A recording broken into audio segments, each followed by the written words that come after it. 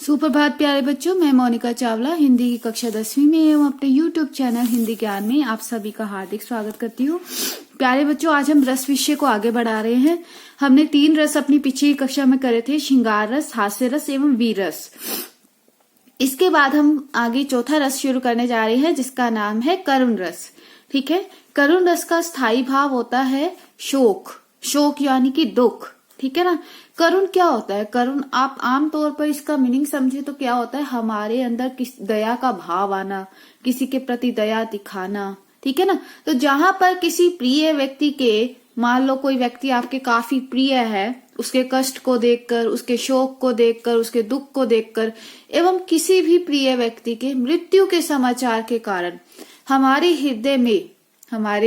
हृदय में जो क्या होती है, या किसी प्रिय वस्तु के नष्ट होने के कारण, मान लो कोई वस्तु भी आपके काफी नजदीक है तो उसके नष्ट होने के कारण हमारे हृदय में एक दर्द का भाव उत्पन्न होता है। ठीक है ना, हमारे हृदय में दर्द का भाव उत्पन्न होता है, तो वहां क्या होता है, करुण रस होता है। ठीक है ना। उदाहरण देखिए, हाय फूल सी कोमल बच्ची। आपने ये कविता पढ़ी भी होगी, एक कविता के काव्यांश में से ये लिया गया है। हाय फूल सी कोमल बच्ची, हुई राख की थी ढेरी। यहाँ बच्ची की अवस्था बताया गया है कि कोमल सी बच्ची थी, फूलों जैसा उसका भार था। ठीक है ना। उसी को एक दिन क्या कर दिया गया, राख की ढेरी में बदल दिया गया, अर्थात उसे जला दिया गया। ठीक है। तो यहाँ पर ये बताया गया है। ठीक है ना। तो इससे मान लो इस कविता को हम पढ़ भी रहे हैं, ठीक है ना, तो क्या हो रहा है, हमारे अंदर करुण रस की उत्पत्ति हो रही है, हमारे अंदर दर्द का अनुभव हो रहा है, किसी के शोक में हम दुखी हो रहे हैं। ठीक है ना। तो इसलिए यहाँ पर कौन सा रस है, करुण रस है। ठीक है। आगे देखिए, नेक्स्ट हमारा रस है रौद्र रस। रौद्र रस का जो स्थायी भाव है वो है क्रोध। क्या है, क्रोध। जहां पर किसी के असहनीय वचन जो सहन ना हो सके। ठीक है ना। आपने वो लेसन पढ़ा है, कविता पढ़ी है अपनी हिंदी में, राम लक्ष्मण परशुराम संवाद। उसमें लक्ष्मण और परशुराम ने जितने भी वचन एक दूसरे को कहे हैं वो सब क्रोध के वेग में आके कहे हैं, और उन सब में क्या है, रौद्र रस है। जब वो एक दूसरे पर क्रोधित हो रहे हैं तो वहां पर कौन सा रस आ रहा है, रौद्र रस। तो जहां पर किसी के असहनीय वचन, ऐसे वचन जिसे आप सहन ना कर सके, अपमानजनक क्रियाओं के फलस्वरूप, कि वो एक जना आपका अपमान कर रहा है, ठीक है ना, अपमानजनक क्रियाओं के फलस्वरूप हृदय में कौन सा भाव उत्पन्न हो, क्रोध का भाव उत्पन्न हो, तो वहां रौद्र रस होता है। आप चाहे तो उसमें से भी एक एग्जांपल ले सकते हैं, कोई भी आप लेना चाहे तो। उदाहरण, श्री कृष्ण के सुन वचन अर्जुन क्रोध से जलने लगे। श्री कृष्ण के वचनों को सुनकर अर्जुन क्रोध की आग में जलने लगे। आगे देखिए, सब शोक भूलकर करतल युगल मलने लगे, और सब तरह के दुख को भुलाकर वो क्या करने लगे, करतल युगल होता है हाथों की हथेलियां, ठीक है ना, उसे वह मलने लगे। ठीक है। नेक्स्ट है हमारा रस भयानक रस। इसका स्थायी भाव जो है वो है भय या डर। जब आप मान लो कोई भी डरावनी मूवी देख रहे हैं या कुछ भी दृश्य ऐसा देख रहे हैं या कोई डरावनी बातें कर रहे हैं, तो भी आपके अंदर क्या होता है, डर का भाव उत्पन्न हो जाता है। जहां पर भयानक वस्तुओं या दृश्यों को देखकर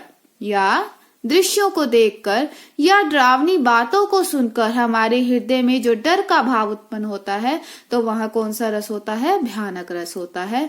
उदाहरण देखिए इसका, एक और अजगर ही लखी। अजगर ही यानी कि एक और क्या है, मान लो कोई व्यक्ति है, कोई जंगल में है, तो अगर एक और अजगर ही लखी, एक और उसके अजगर सांप हैं, दूजी ओर सियार नाम का एक जानवर खड़ा है, दूसरी ओर यानी कि दूसरी ओर विकल होता है व्याकुल। ठीक है ना। विकल बटो ही बीच में पहियो पड़ गया, मूर्छा होता है बेहोश। ठीक है ना। अब वो व्याकुल व्यक्ति क्या करेगा, व्याकुल व्यक्ति तो दोनों को देखकर घबरा गया।